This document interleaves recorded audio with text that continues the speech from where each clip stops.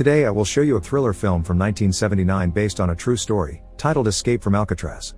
Spoilers ahead. Watch out and take care.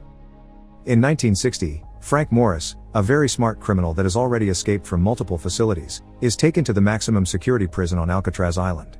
It's quite a different prison from the average ones. There are no good conduct programs, carrying news isn't permitted, knowledge of the outside world is only what guards may tell you, every inmate is confined alone, visitors must be investigated by the FBI, and while they do have the option to work, it's a privilege that must be earned. Every morning there is also a prisoner count.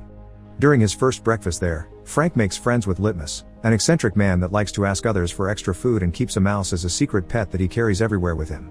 Frank also can't help noticing that a huge man known as Wolf keeps looking at him and making threatening gestures. Afterward, he's taken to see the warden, who explains the rules Frank must obey and asks for the names he may want to authorize as visitors, but Frank has nobody in his life, not even family.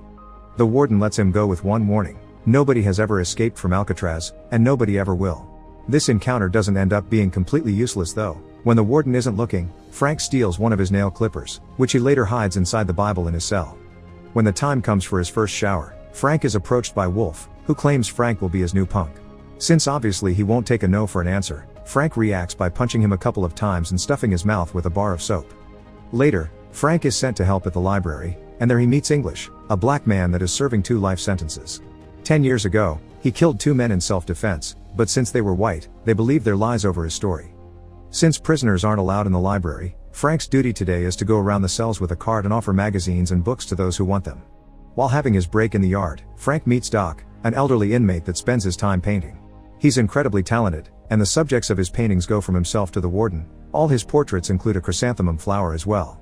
He also expresses worry for Frank's life after he has made an enemy out of Wolf. Afterward, Frank goes to have a chat with English, who tells him all the details he knows about the prison's anti-escape measures. Men that managed to leave their cells, which is already an incredibly difficult task, were shot by the guards in the watchtowers.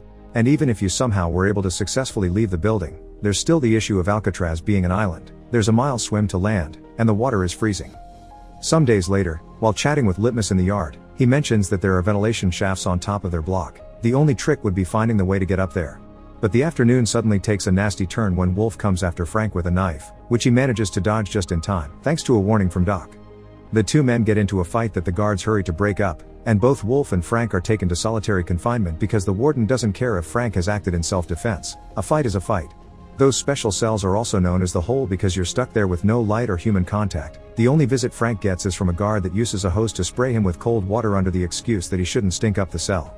Frank is released a couple of days later while Wolf is kept in the hole longer for having started the fight and used a knife. That night, Frank's visited by Litmus Mouse, who brings him a little note that says welcome back. A few weeks later, Frank befriends a new inmate assigned to the cell next to his, Charlie Butts, who he introduces to his other friends when they meet in the yard.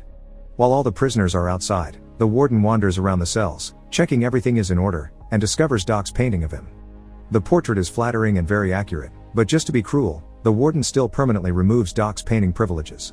When a guard comes by to take the paint and the canvases away, Doc is left in a very distressed state because painting is all he had. After gaining the privilege of a job, Frank accepts to join the carpentry team. One afternoon, while they're working, he can't help noticing Doc doesn't look well and tries to warn the guard, who just ignores him. As depression kicks in, Doc asks for a hatchet and uses it to cut his fingers off, which will get him transferred out. After finding a chrysanthemum that Doc left in his pocket, Frank gathers the fingers and puts them in a box to give to the guard, sarcastically telling him to include that in his report. The warden approaches Frank later during dinner to ask him about the incident, and Frank takes the chance to indirectly insult him by commenting on how someone could get offended by a flattering portrait. It's during that same meal that Frank gets a pleasant surprise. The Anglin brothers, John and Clarence, have also been transferred to Alcatraz. Frank knows them from one of his other prison sentences, and just like him, they're very good at escaping, which is the reason why they are here now. One boring afternoon, Frank notices a roach in his cell escaping through the grill on the wall, which is surrounded by very weak concrete. This gives him an idea. Using the nail clipper he had stolen, he tries chipping away the concrete around the grill, and successfully gets to remove some. With enough patience, there's a chance he could make a hole big enough for his whole body to get through. When Visitors' Day comes, 2 of Frank's friends get news from the outside world.